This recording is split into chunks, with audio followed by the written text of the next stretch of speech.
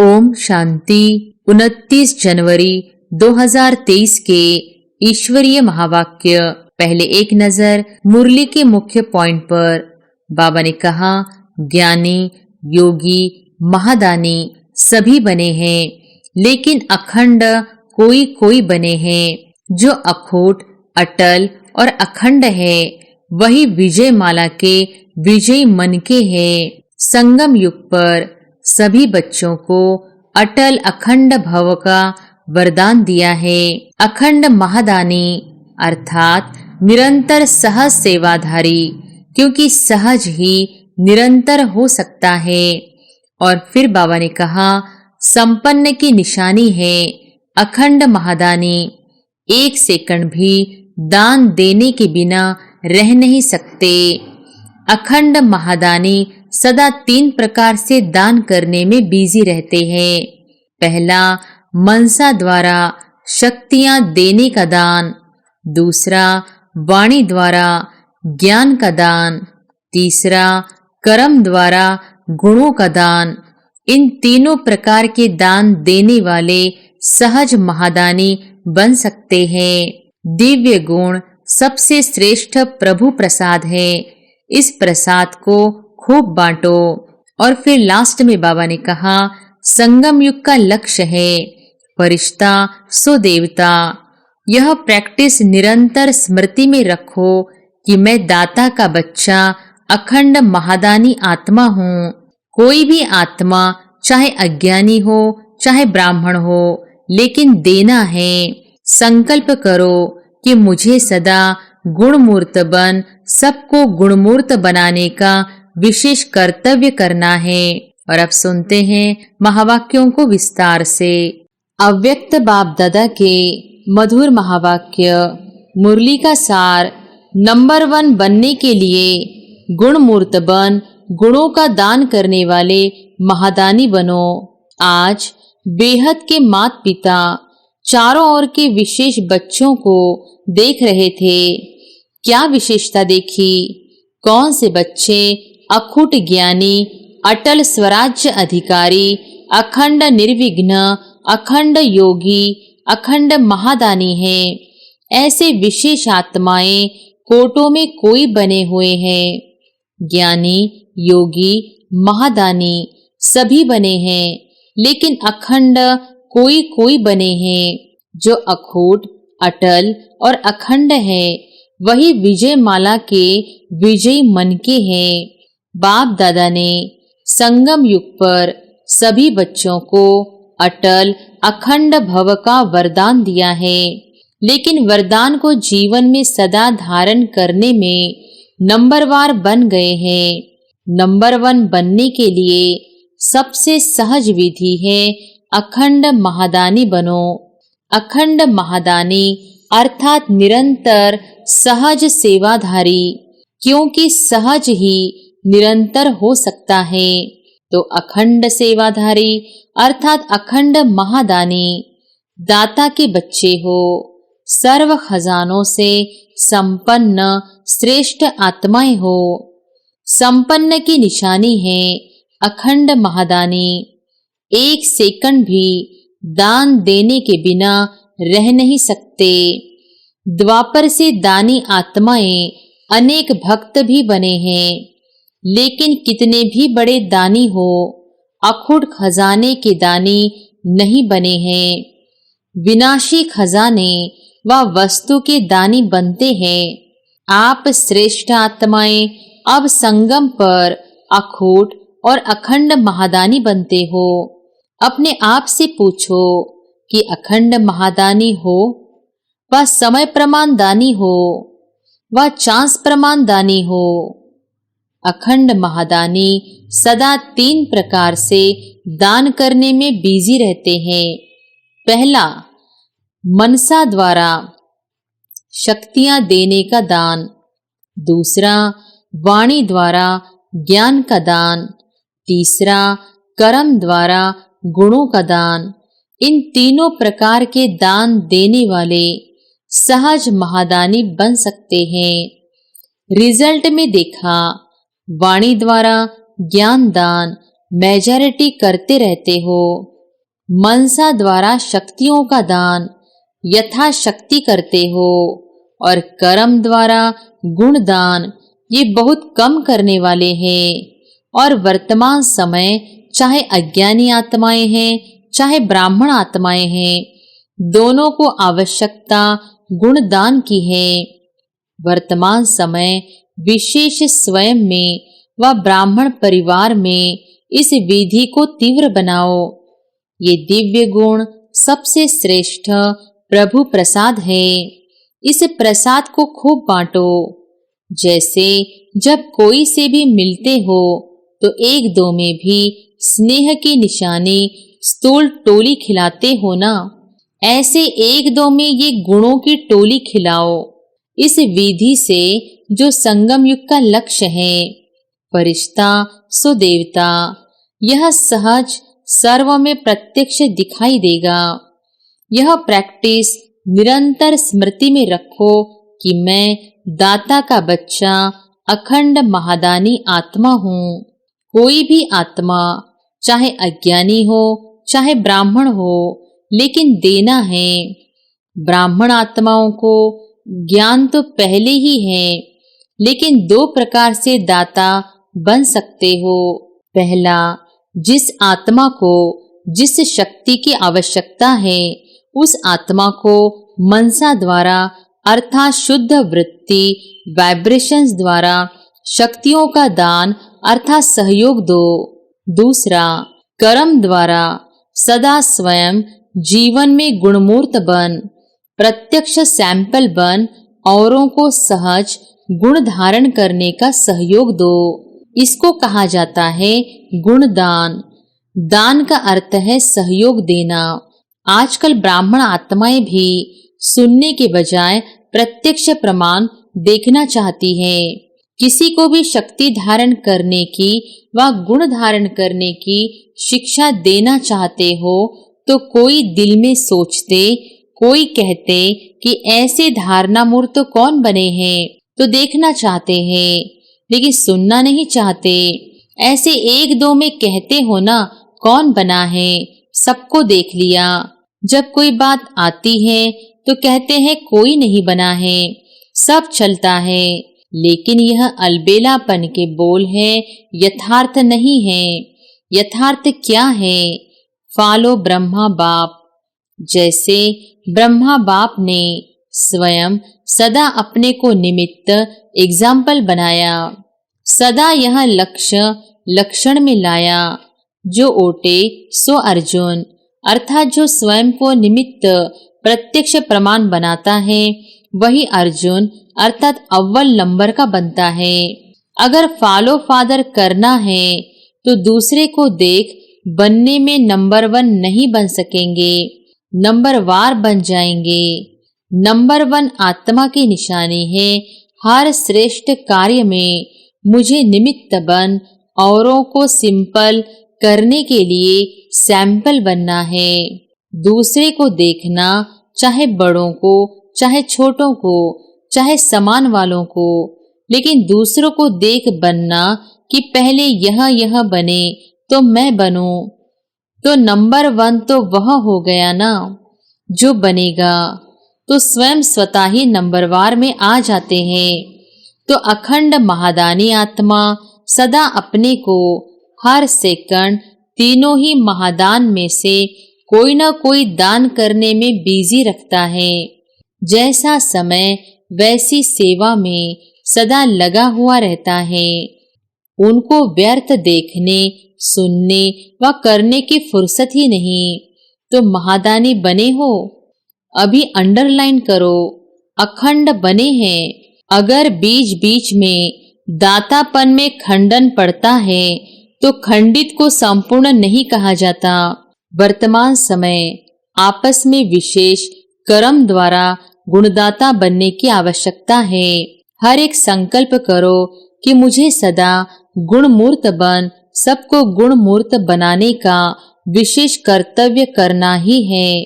तो स्वयं की और सर्व की कमजोरियां समाप्त करने की इस विधि में हर एक अपने को निमित्त अव्वल नंबर समझ आगे बढ़ते चलो। ज्ञान तो बहुत है, अभी गुणों को इमर्ज करो।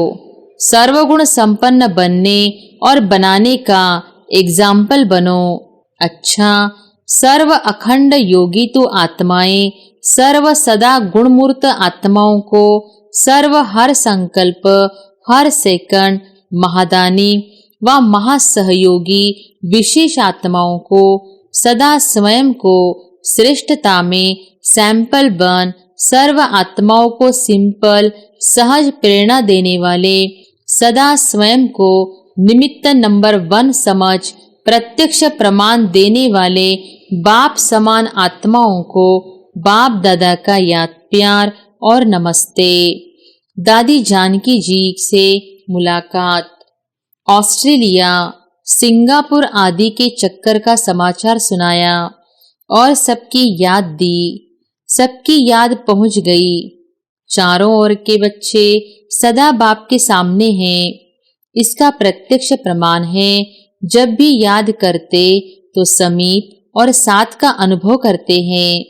बाबा कहा दिल से और दिलाराम हाजिर, इसीलिए ही कहते हैं हजूर हाजिर हैं, हाजिरा हजूर हैं। जहां भी हैं, जो भी हैं, लेकिन हर स्थान पर हर एक के पास हाजिर हो जाते हैं, इसलिए हाजिरा हजूर हो गया। इस स्नेह की विधि को लोग नहीं जान सकते, यह ब्राह्मण आत्माएं ही जानती हैं। अनुभवी इस अनुभव को जानते हैं। आप विशेष आत्माएं तो है ही कंबाइंड ना, अलग हो ही नहीं सकते। लोग कहते हैं जिधर देखते हैं उधर तू ही तू है, और आप कहते हो जो करते हैं जहां जाते हैं बाप साथ ही है, अर्थात तू ही तू है। जैसे कर्तव्य साथ है तो हर कर्तव्य कराने वाला भी सदा साथ है। इसलिए गाया हुआ है करण करावन हार, तो कंबाइंड हो गया ना, करण हार और करावन हार। तो आप सबकी स्थिति क्या है? कंबाइंड है ना। करण करावन हार करण हार के साथ है ही, करावन हार अलग नहीं है। इसको ही कंबाइंड स्थिति कहा जाता है। सभी अपना अपना अच्छा पाठ बजा रहे हो, अनेक आत्माओं के आगे सैंपल हो, सिंपल करने के। ऐसे लगता है ना, मुश्किल को सहज बनाना यही फॉलो फादर है, ऐसे है ना। अच्छा पाठ बजाया ना। जहां भी है विशेष पाठधारी विशेष पाठ बजाने के सिवाय रह नहीं सकते। यह ड्रामा की नोंद है। अच्छा, चक्कर लगाना बहुत अच्छा है।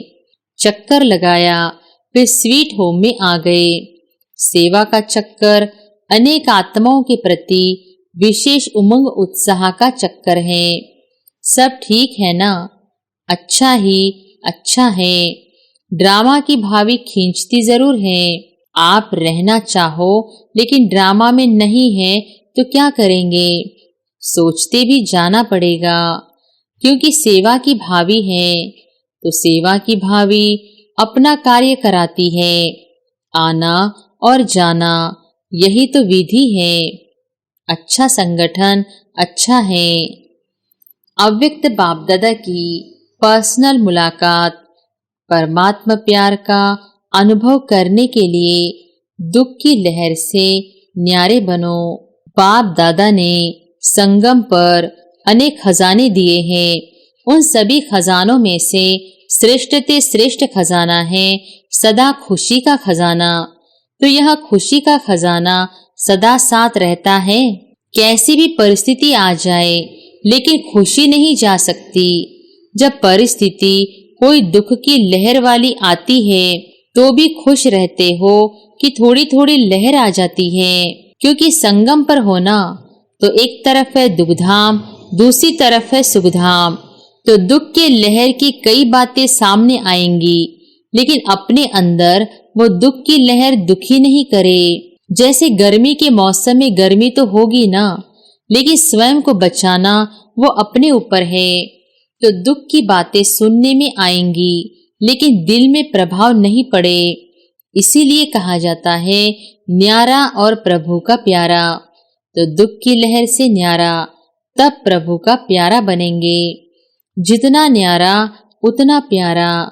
अपने आप को देखो कि कितने न्यारे बने हैं।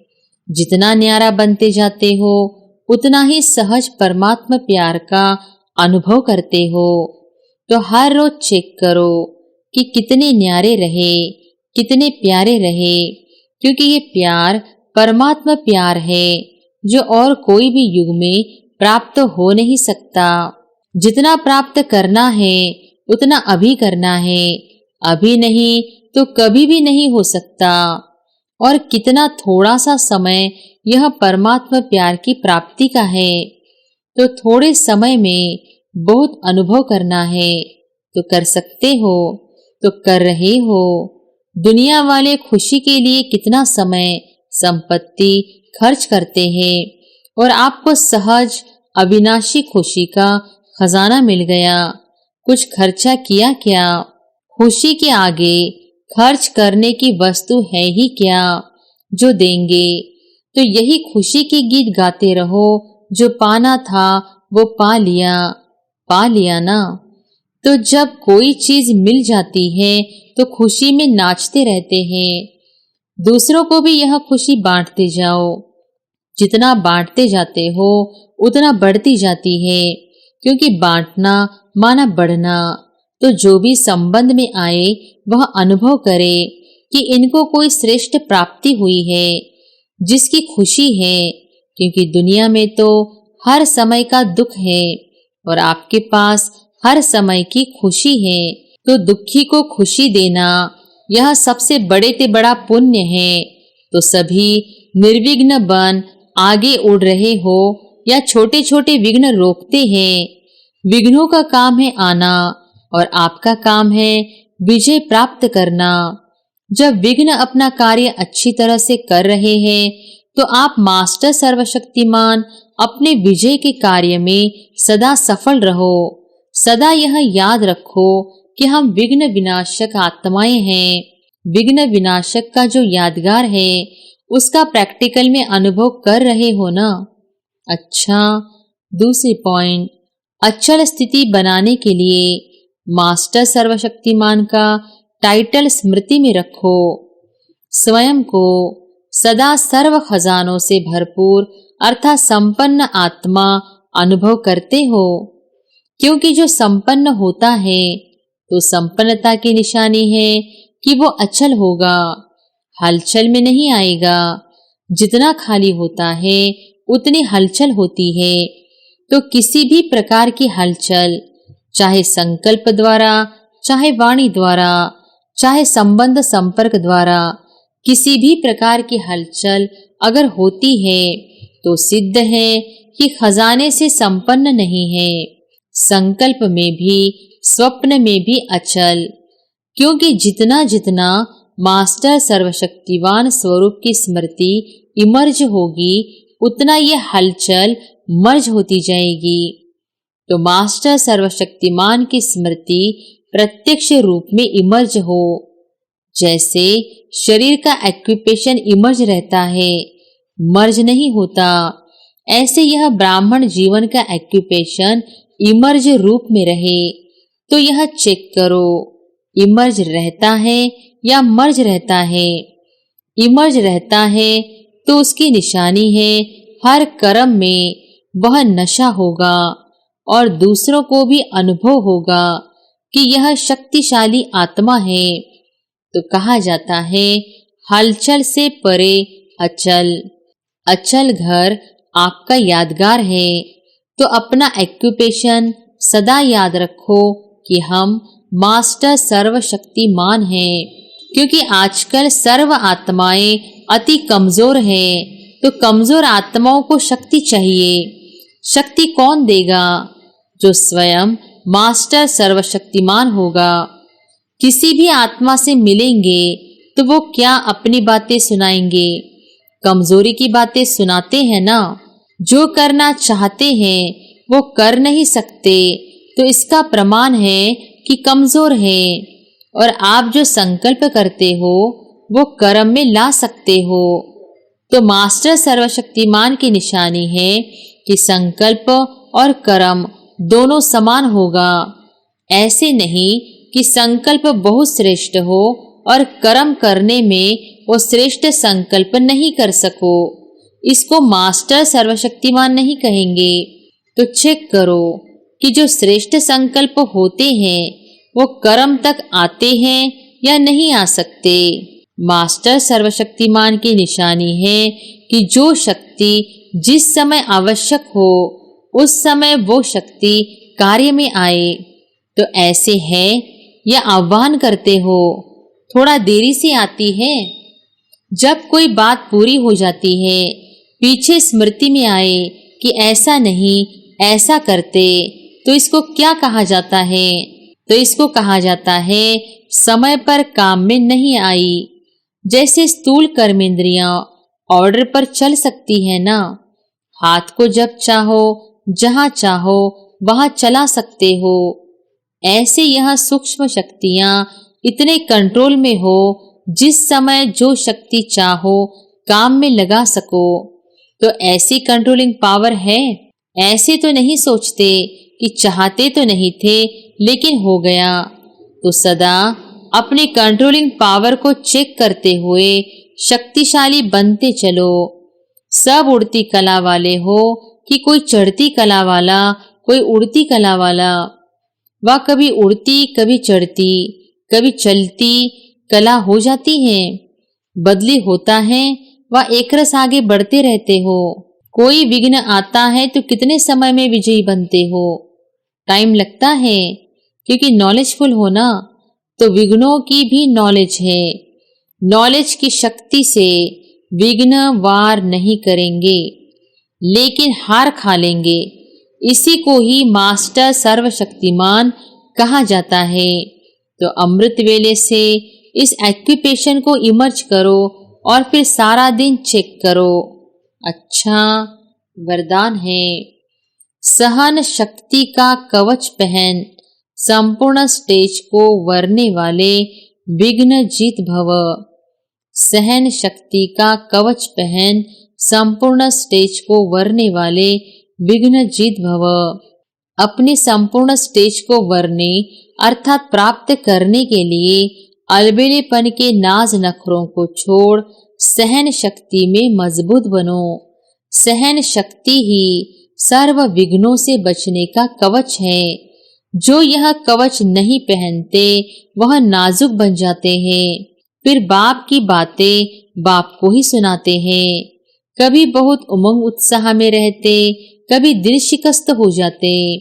अब इस उतरने चढ़ने की सीढ़ी को छोड़ सदा उमंग उत्साह में रहो, तो संपूर्ण स्टेज समीप आ जाएगी।